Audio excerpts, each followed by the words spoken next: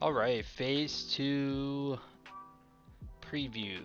Season Discovery Phase 2 Preview. Quality of Life, Runes, Raid Loot, PvP Events. Let's check this out and see what it is all about. Put that up there. Blizzard has released their official preview of Seasons Discovery Phase 2, including details on quality of life runes, raid preview, including bosses and loot, more details about the new PvP event, and profession updates. I'll watch the video in a second. Sit down with the World of Warcraft Classic team designers to explore more of what Season of Discovery Phase 2 has in store for you. We will take you through new raid information, dungeon, rune ability, PvP, and profession updates, and more. With this preview, we want to take a moment to get ahead of the PTR since, like the previous Classic PTR, the content for Season of Discovery 2 will not actually be available to play. We also want to help assuage? Damn, I'm an idiot. I don't know this word. Assuage? Hold on. Side note, I gotta look up this word. Assuage. Make less intent. Make an unpleasant feeling less intense or satisfy. Alright, we're learning shit today. We also want to help assuage any. Hold on, am I pronouncing it right? Assuage. Yeah, okay. We want to help assuage any incorrect assumptions from any data mining that may occur, as the PTR also holds some data that could be misleading. It is experimental, it is meant for layer phases, or even our items that did not make the cut. Join the WoW Classic development team members, blah blah blah blah blah blah blah, to learn more. A look at the Gnomeregan raid dungeon. Okay. Dunmorrow, obviously level 40, size 10, 6 bosses, just like BFD. Much like BFD in Phase 2, Gnomeregan will be a 10-player raid dungeon consisting of 6 bosses, which includes 1 additional new boss. Each of the previous 5 bosses have been redesigned to present new challenges within the raid dungeon. This dungeon will also introduce a new world buff. Cool. Will the old BFD buff still be usable?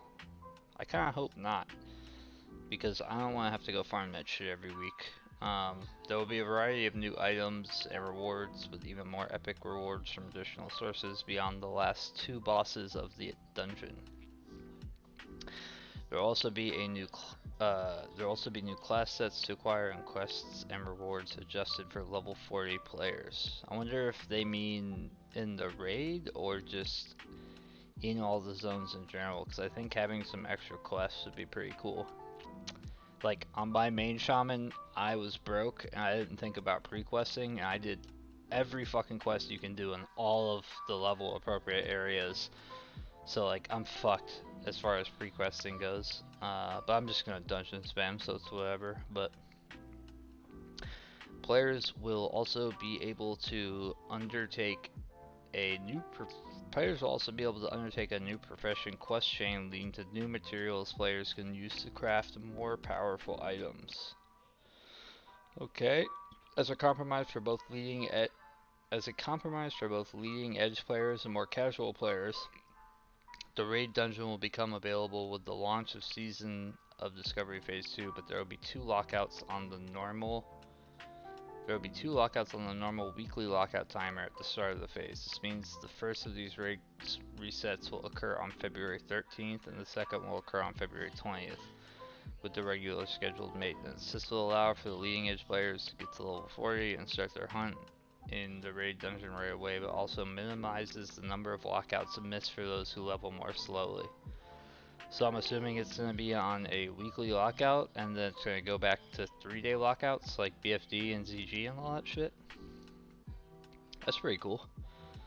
I'm completely unaffected by that. I don't give a shit. I'm not like speed leveling and trying to get like world first in anything, so I don't really care.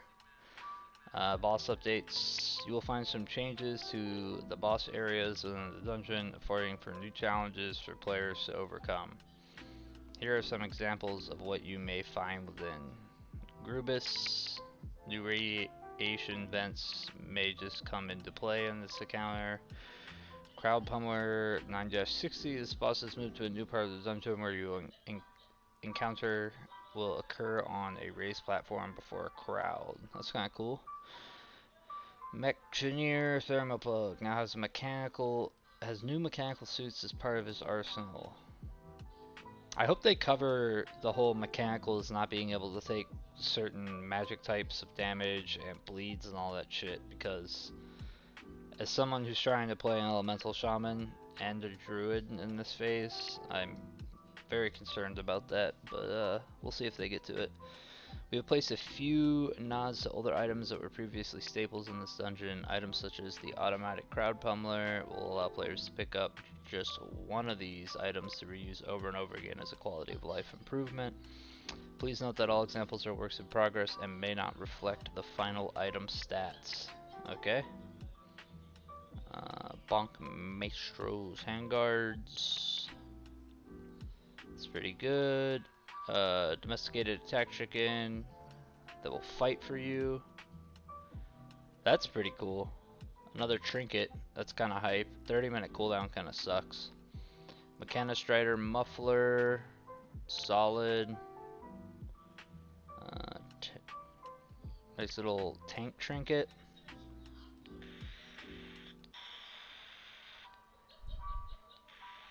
Another 30-minute cooldown, which kind of sucks. Gearmender's Grace. Oh, that's a sick 4 intellect, really? That's a sick mace. Automatic crowd pummeler. Here is the main item that I was curious about. 69 attack power on Cat Bear in dire form. Increases your attack speed. 3-minute cooldown. Because the leak I saw was 30 minutes. 3 minutes is a lot better. 22 strength and 8 agility. That thing is kind of juiced, man.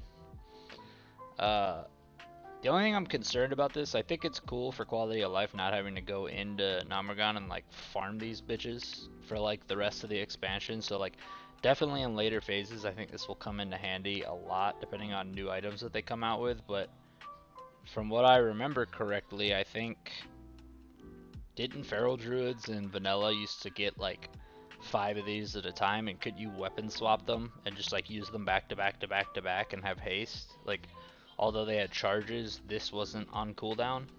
So now, because they said it's unique, I think you can't have like multiples of these, or maybe I'm tripping and you could just collect like 6 of them and just weapon swap them, because it doesn't say they're unique here. So maybe that's the deal. You'll just have 5 that never disappear after you use 3 charges. That would be cool. Still kind of a fucking nightmare to have to like acquire more than one of them. But the Necronomicon. It's a cool play on words. It's a good offhand. We've also tucked in some fun items as well into the raid dungeon. That's cool. A Trog thing. Some type of teleporter. And some glasses. Item sets. To help players get access to additional pieces that they're having difficulty collecting, there will also be armor piece token drops, allowing any player to use them to pick up additional set pieces that may be missing. For example, if your boots have been eluding you, you can use a boot armor token to purchase them from a vendor. Okay, that's kind of cool. Improves your chance to get a critical strike with melee and range attacks, and with spells for plate. Increases damage. Ooh, I think the armor sets are gonna get a lot cooler. Defense, 16 attack power, blah blah blah. Armor. Transform spellcast to increase your damage and healing by 40 for 10 seconds. Improves hit. I like that. Where's the leather shit, man? Improves chance to get with spells. Restores mana. The mail shit kind of sucks, man. You're not gonna make like an Ellie one. Okay, dungeon updates. Season of Discovery 2, Phase 2 will also have new skill books added as part of a 5-player dungeon drops for various creatures. These quality of life improvements will not take a rune slot. It will not take a rune slot and help to address things such as short aura durations for paladin blessings, totem control for shamans, and even as part of manipulating combo points for rogues on the target these are on, and more. Yo, totemic projection? Is that moving your totems or is that totemic recall? The redirect is huge. Man, I'm taking well, that's a terrible screenshot. I'm taking a screenshot of this. Good lord. That's cool. I like that a lot. Rune ability updates. We wanted to provide everybody with a sneak peek at just some of the new runes that they will be able to discover as they continue to level up to 40. Druid runes. Eclipse is a player favorite ability from future expansions that we brought back for Season of Discovery. Eclipse increases the critical strike chance of your next two Wrath abilities by 30%, and Wrath increases the critical strike chance of your next Starfire by 30, each effect stacking up to 4 times. What era Eclipse is that? That's from like Legion or some shit? Or like Panda? That's a weird Eclipse. I'm not used to that one. Anyways, King of the Jungle fundamentally changes your Tiger's Fury by increasing all physical damage dealt by 50%, as well as instantly granting you 60 energy. As a trade-off for this, Tiger's Fury now has a 30-second cooldown. That's cool. It's a free energy potion. Paladin runes, Sheath of Light will cause damage dealt with your melee weapon to also increase your spell power. It will also cause your critical heals to apply an additional heal over time. A little hot, that's cool. Guarded by the Light will cause your melee weapon hits to restore mana over time. However, the amount healed by Flash of Light, Holy Light, and Holy Shock will be reduced by half. That's kind of shitty. It's definitely, I don't know. Anyways, I'll cover all of these. Hunter runes, melee specialist is a passive ability which will reduce the cooldown of Raptor Strike, cause it to trigger instantly, and each usage of Raptor Strike has a chance to not trigger its cooldown.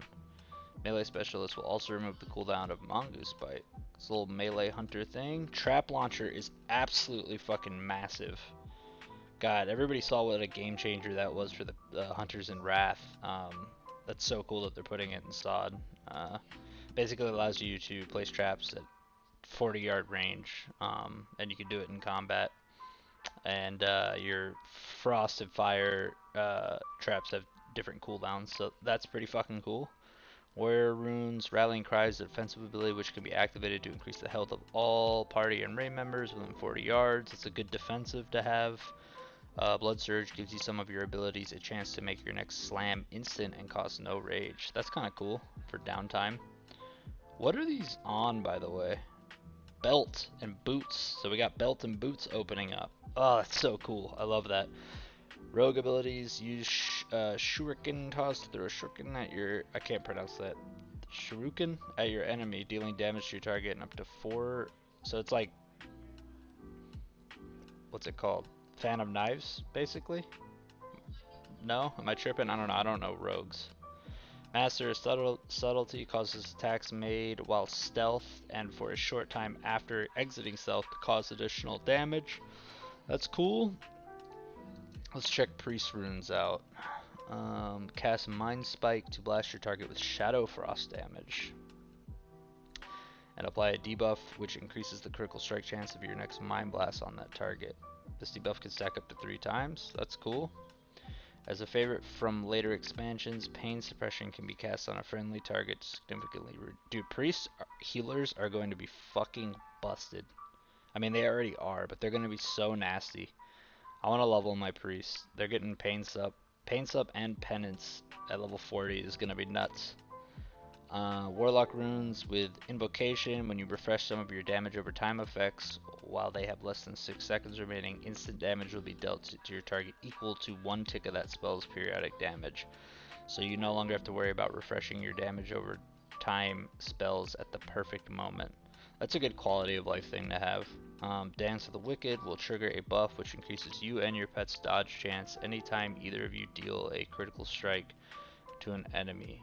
You will also gain 2% of your maximum mana when this occurs.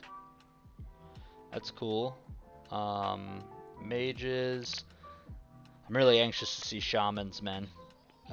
Mage runes. Missile Barrage gives your Arcane Blast, Fireball, and Frostbolt spells a chance to reduce the channeled duration of your next Arcane Missile spell by half, reduce its mana cost to 0, and cause missiles to fire every half second. Well, that's juicy. Chronostatic Preservation is a great new spell that allows you to store some of your Arcane Fire and Frost energy for later use. You can only hold this energy for a short time before it combusts and expires, but you can use this energy to heal a friendly target. For 665 to 998. Okay, here we are. This is what I wanted. Oh, dude, they're giving Enhanced Shaman's Maelstrom weapon. They're making it hard for me to want to play vanilla Ellie, dude. I mean, I'm an Ellie Shaman at heart, but this Maelstrom weapon's looking good. Maelstrom weapon causes damage dealt with melee attacks that have a chance to reduce the cast time of your next Lightning Bolt, Chain Lightning, Lesser Healing Wave, Chain Heal, or Lava Burst spell by 20%. The cast time reduction can stack up to 5 times. That is fucking crazy. Spirit of the Alpha is the almost opposite of Blessing of Salvation and casts a 30-minute buff on a friendly target to increase that threat generated by that target. That's a cool new one. I mean, yeah, I guess as like a healer or something you would run it. Unless you could put it on yourself as a tank. I don't know. That's cool though. While some shamans choose to battle with one weapon in each hand, others prefer to hand out devastating blows with a two-handed weapon. There you go, nod hat off to all the two-handed shaman enjoyers that have been whining for the last 2 months. If dealing damage with a two-handed weapon is your playstyle, then you'll want to pick up Two-Handed Mastery. Each time you strike an enemy with a two-handed weapon, you gain 30% attack speed with this weapon for 10 seconds.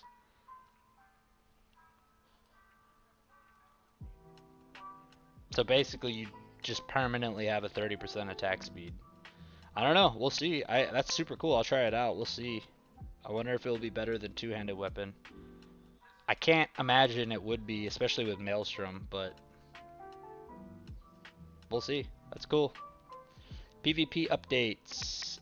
Beware the Blood Moon. With Phase 2 of Season's Discovery, we are introducing a new PvP event called the Blood Moon. This new event brings with it a bit of mayhem to Stranglethorn Vale, and the blood of the moon will shine above the zone, casting an eerie red fog on the area. Building on what we have learned from Ashenvale PvP event, they mean to say Ashenvale PvE event in Phase 1, we have created this event to occur on a more predictable timetable so that players can plan for when they're able to take part. That's good, because for a while there, I just got sick of just being around for Ashenvale, or like I would go to like Eastern Kingdoms to go quest or do shit, and the shit would pop. You have to hearth all the way back to Ashenvale. Just a nightmare. I also feel like, just in general, Stranglethorn Vale is just such a better spot. I mean, it's gonna be a clusterfuck with all the PvP there and with how big Crusader Strike is, but you have like multiple routes to get there, and there's like multiple ways to get out of it, and I don't know, there's bases. The bases are placed better, in my opinion, and like, you know, you have, I don't know, just compared to Ashenvale, I always thought Ashenvale kind of sucked, and having the outposts like all the way on the east for the Horde was just rough. But anyways, the event is the Blood Moon, happens every 3 hours for 30 minutes in Stranglethorn Vale. During this event, killing players will allow you to earn currency, which can be traded for various rewards. While you can still group up with your allies for the event, the Blood Moon is a harsh mistress and will punish those in raid groups. Huh, I wonder what that means. Like, give us debuffs? Hurt us? Kill us? It's cool. For those who would rather live in peace and harmony with the land, you can opt out of the event by speaking with the Zandalari Emissary. You will not be able to earn any rewards from the event if you opt out, and General Realm PvP rules will still apply. That's cool that you can opt out. Unlike in the Ashenvale PvP event, there will not be any PvP objectives in Stranglethorn Vale's event. You will also need to keep a sharp eye out for the Chosen of the Blood Loa, who is more than a force to be reckoned with and will kill all in their path. So I guess this is just a big bad NPC that everybody just needs to kill as a team while killing each other? I'm not sure. Ooh, real PvP awards. I like this shit. If you're looking to spend your currency on new rewards, you will want to seek out the merchant just outside the Gurubashi arena. Players will be able to earn new classic Class specific item rewards. Dude, that's sick. 2 new mounts. Oh, this is sick. That's a sick looking raptor. Notice the gnome is on the raptor and the tiger, so I think they're faction neutral. There are also 2 new faction, yeah, there you go, faction agnostic. There are also 2 new faction agnostic mounts that players will be able to acquire by participating in the event. These level 40 mounts also have new appearances, those are sick. There are also new quests which help you earn Arathi Basin reputation. This will not have an associated world buff. That's sick. PvP updates. Additional adjustments are coming to matchmaking. While we understand that it can be frustrating for solo players to match against pre-made groups, we want to be careful about impacting queues. To address this, we are implementing 2 changes. Players in groups of 5 or fewer, you will have a higher chance to match against groups of 5 or fewer. Likewise, if you're in a group of 6 or more, you'll have a higher chance to match with groups of 6 or more. This will help aid in matching more pre-made groups with pre-made groups and non-pre-made groups with non-pre-made groups when possible. To account for the potential to create longer queues with this updated matching system, the system will ignore these rules after a period of time should we start seeing these queues impacted. This will then match you with the first available so you can get in and play without waiting too much longer. That's good because I want it to kind of be fixed, but I don't want it to turn into having like old vanilla before they made it cross-realm, like 2-hour long fucking BG queues. That was brutal. Ashenvale updates. Ashenvale will be moving to a 3-hour timer as well with Phase 2. The weekly quest world buff will not apply to players after level 39. Okay. Whew. We're almost done. Profession updates. After the positive reception to professions in Season Discovery Phase 1, we are building and expanding on it significantly for players for Phase 2. Players will be able to discover approximately 20 new recipes across all non-gathered professions. That's sick. This includes recipes for alchemy, enchanting, and engineering, along with leatherworking, tailoring, and blacksmithing. Professions will cap at 225 in Phase 2, and profession specializations will open later in Season of Discovery Phase 3.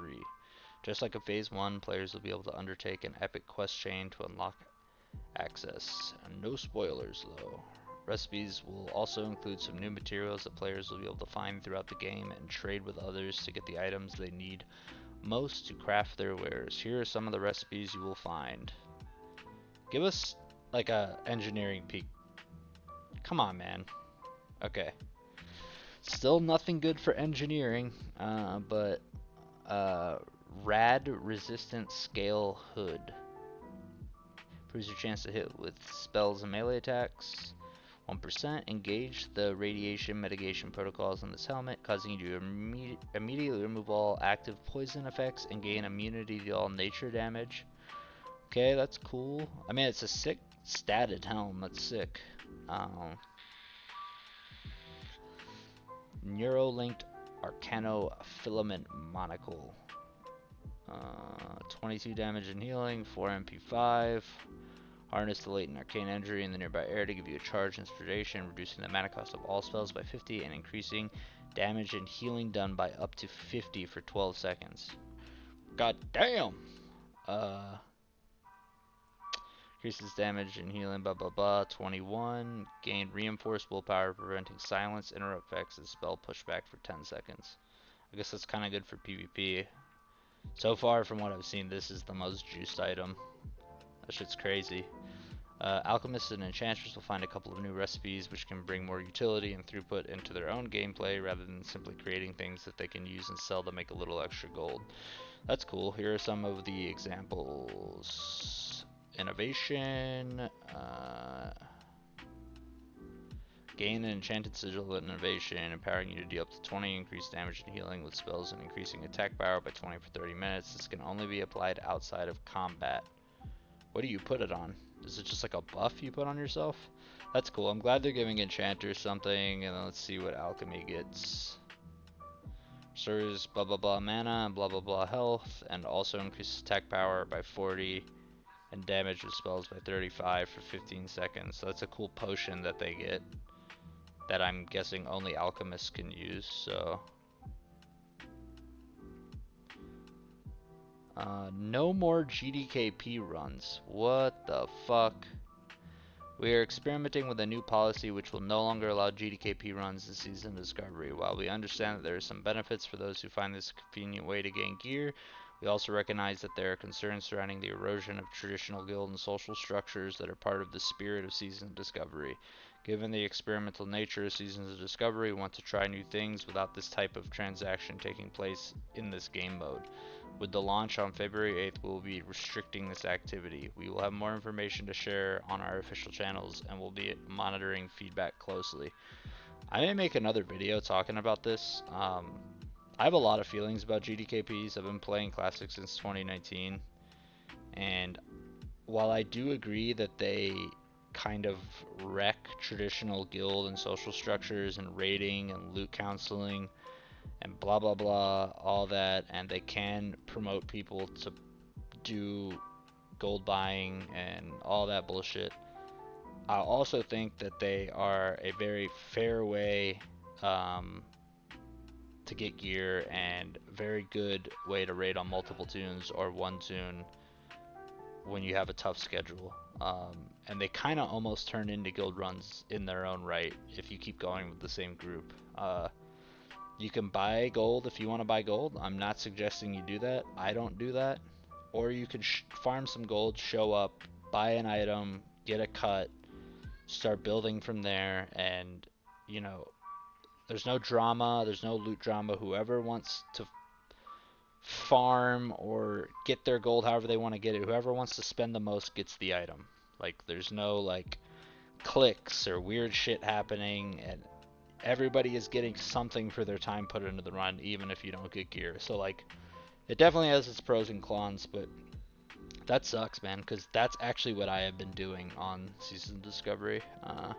Anyways, it is not too late to join in Season of Discovery. For players looking to catch up with their friends above level 20, we will be implementing a 50% experience buff for players between 1 and 25.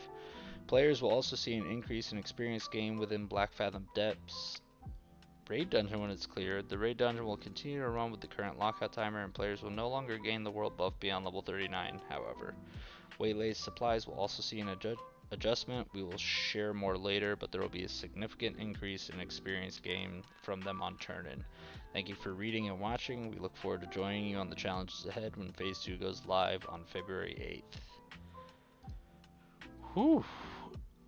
That is some cool shit. I am very excited. I didn't really get to see a lot of the stuff that let me rephrase it. I saw a lot of cool shit, and I saw a lot of cool shit that I'm excited about. I'm a little sad about the GDKP situation, and I would like to see more of the Shaman runes and the Druid runes, and some more information about the gear and any of the changes they're making to engineering, because I was one of the players that decided to do NG on both of my tunes, engineering and then mining, but I'm planning on playing Elemental.